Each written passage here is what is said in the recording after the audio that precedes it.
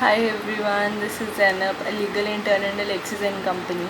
I'm from UPA School of Law, Dehradun. So in last video we were discussing about anti-defection laws, and I was discussing about the grounds of disqualification for anti-defection laws और power किसके पास है.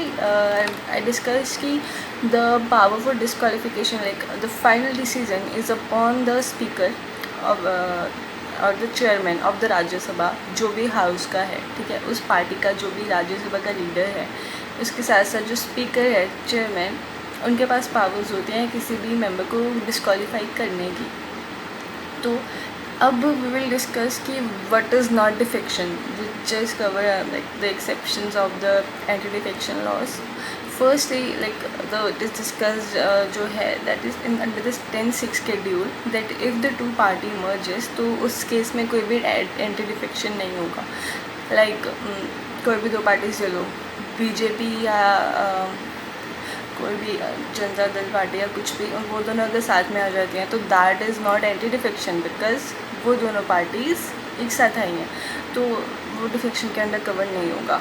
इसके साथ साथ अगर कोई भी एक पार्टी है और जो उसका मेंबर्स हैं सारे के सारे दूसरी पार्टी में जा रहे हैं, लेकिन कुछ मेंबर्स हैं जो बोल रहे हैं कि नहीं, हमें इस पार्टी में नहीं जाना, हम अपनी एक अलग पार्टी बनाएंगे, तो that is also not a defection. Like Congress BJP, और बीजेपी का कुछ भी हो जाता है, डिसॉल्व हो जाता है, और जो मेंबर्स हैं, जो एमएलए हैं, वो जा रहे हैं कांग्रेस की तरफ, और कुछ लोग हैं जो बोल रहे हैं कि नहीं, हम बीजेपी नहीं छोड़ेंगे, हम अपनी दूसरी पार्टी बनाएंगे, तो that is not considered defection. और इसके साथ साथ एक और ग्राउंड है कि जैसे कोई भी पार्टी है उसको जो 2/3 है, लाइक 3 मेंबर्स हैं जिसमें से 2 ज्वाइन कर लेते हैं दूसरी पार्टी, जो 3 मेंबर्स ऑफ द लोकसभा उसमें से 2 कर लेते हैं पार्टी दूसरी ज्वाइन, तो भी वो डिफेक्शन नहीं है. We have seen this in the case of Gomantak case में देखा था गोवा में कि वहाँ पे 3 एमएलए में से 2 एमएलए बीजेपी ज्वाइन कर ली थी उन्होंने, लेकिन इससे उनको डिफेक्शन के अंडर नहीं कंसिडर किया गया था. और विचरण पासवान के केस में भी यही हुआ कि 5 एमएलए चले गए थे, तो अब भी डिफेक्शन नहीं था. So this was covered with the 91st amendment के साथ ही चीज़ आई थी. तो जो मेन अमेंडमेंट आई थी उसमें तो 1/3 ही था ये काउंट, लेकिन वाजपेयी ने देखा बाद में कि ये बहुत ही बहुत ज़्यादा से ग्राउंड जा रहे हैं, तो उन्होंने इसको 2/3 चेंज कर दिया. नाउ बेसिकली कि कोर्ट ने इस केस में क्या कहा है, ऐसी बहुत सारी चीज़ें आई हैं, तो we will discuss it with the case की होलोहन 1993. तो ये पहला केस आया था एंटी डिफेक्शन लॉज के अंडर. इसमें सुप्रीम कोर्ट ने कहा कि स्पीकर की जगह ट्रिब्यूनल इस्टेब्लिश कर सकते हैं इस चीज़ ग्राउंड्स को पूरा डिस्कस करने के लिए. वेल, इसके साथ साथ they also said that speaker is consider is a tribunal only because उसके पास ऐसी पावर्स हैं, ठीक है. लेकिन ऐसे बहुत सारे केसेस आए थे जिसमें ये देखा गया कि स्पीकर जो है वो अपनी रूलिंग पार्टी के अकॉर्डिंग या अपनी मेजॉरिटी पार्टी के, जो भी उसकी पार्टी है उसके अकॉर्डिंग डिसीजंस देता था, तो जिस वजह से इश्यूज आते थे. तो कोर्ट ने यही बोला कि स्पीकर को इसके अंडर मतलब फेयर होना पड़ेगा. और जो ट्रिब्यूनल का उन्होंने सेंस बोला, it is in the sense कि अगर उसे ट्रिब्यूनल के वे में लेते हैं तो speaker has to follow the principles of natural justice while giving the decision. और इसके साथ साथ कोर्ट ने यह भी कहा, बेसिकली कहा तो था, उन्होंने पहले 10 शेड्यूल का 7th पैराग्राफ हटा दिया और ये कहा कि स्पीकर के डिसीज़न का जुडिशल रिव्यू हो सकता है बाय चांस इन केस कि जो डिसीज़न है इट इज़ मैलिफाइड और परवर्सिटी एक्सेट्रा, मतलब उसके ग्राउंड्स का पूरा जुडिशल रिव्यू हो सकता है, नो डाउट.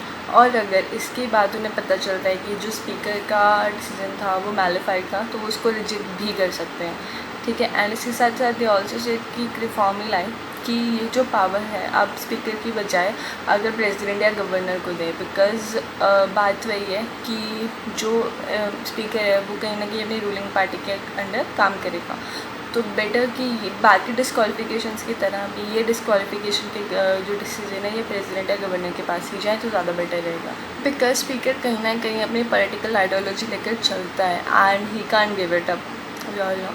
तो we have also seen this in many several cases around the India like in Karnataka case, तो इसलिए ये बोलते हैं कि स्पीकर कहीं ना कहीं इन्फ्लुएंस होता है, तो better to give this power to president of government. तो इसके साथ साथ एक और केस आता है Ravi S Naik versus union of India of 1984, जिसमें लाइक मोस्टली क्या होता था कि जो स्पीकर है, अगर कोई भी मेंबर अपना रेजिग्नेशन देता था फ्री विल के लिए, उसका कंडक्ट था फ्री विल, तो स्पीकर उसको एक्सेप्ट नहीं करते थे, बिकॉज दे ऑल्सो थॉट कि अगर ये चला गया तो हमारी पार्टी गिर जाएगी। तो इसमें कोर्ट ने ये कहा कि अगर कोई भी मेंबर अपना रेजिग्नेशन दे रहा है तो speaker have to accept that resignation, but firstly they have to check the conduct, the mindset of the member, like if their conduct is free will, तो रेजिग्नेशन एक्सेप्ट करना पड़ेगा, कोई नहीं रोक सकता उन्हें, ठीक है। Speaker doesn't have the power. लेकिन अगर वो थर्ड टाइम अगर दूसरी पार्टी ज्वाइन कर लेते हैं तो उसको वही एंटी डिफेक्शन लॉस के अंडर जा सकते हैं। 2019 कर्नाटका असेंबली में भी यही केस हुआ था। कांग्रेस के कुछ मेंबर्स थे जो रिज़ाइन कर रहे थे, स्पीकर एक्सेप्ट नहीं कर रहा था, तो दे अप्रोच द कोर्ट और कोर्ट ने उन्हें फिर रेजिग्नेशन के लिए फ्री विल दे दी। उन्होंने जिस तरह से करके अपने रिज़ाइन कर दिया because of their conduct was the free will. और 2020 में केशव मेघाचंद्र का केस आया था, जिसमें सुप्रीम कोर्ट ने यही बात करी कि हमें इस लॉ को और ज़्यादा स्ट्रेंथन करना पड़ेगा, नहीं तो ये अपना होल पर्पस ही खो देगा। तो in this case they said कि जो स्पीकर है उसको एज अ ट्रिब्यूनल एक्ट करना है फिर उस पर, बिकॉज कहीं ना कहीं वो स्ट्रेडिंग में फंसे होते हैं कहीं ना कहीं, और वो जो ये डिसीज़न है जो पार्टी मेंबर्स देते हैं रेजिग्नेशन का, एक्सेप्ट करते करते बहुत टाइम लगा देते हैं। तो उन्होंने बोला कि फिनिश प्रोसीडिंग्स इन 3 मंथ्स, 3 मंथ से ज़्यादा नहीं लेने हैं, 3 मंथ्स के अंदर काम ख़त्म करना है। और ये भी बोला कि जो डिफेक्शन के लिए है उसके लिए ट्रिब्यूनल बिठाई जाए, ठीक है, और जो मेन डिसीज़न है वो प्रेसिडेंट या गवर्नर लेंगे। बिकॉज मेनली हमने देखा है कि 1985 में लॉ तो आया था, उसके बाद भी कुछ खास डिफेक्शंस रोके नहीं गए हैं। एंड इसके साथ साथ उन्होंने दोबारा से एक टर्म रीट्रेड करी, that is horse trading.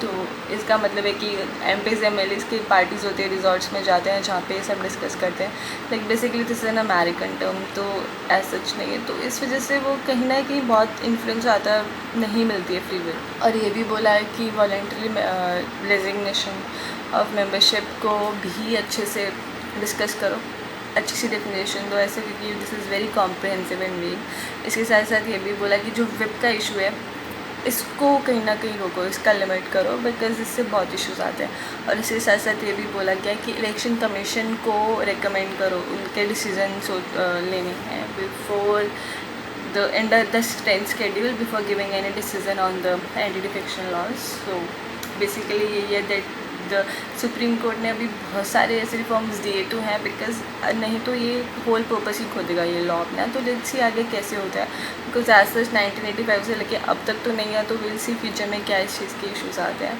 Thank you.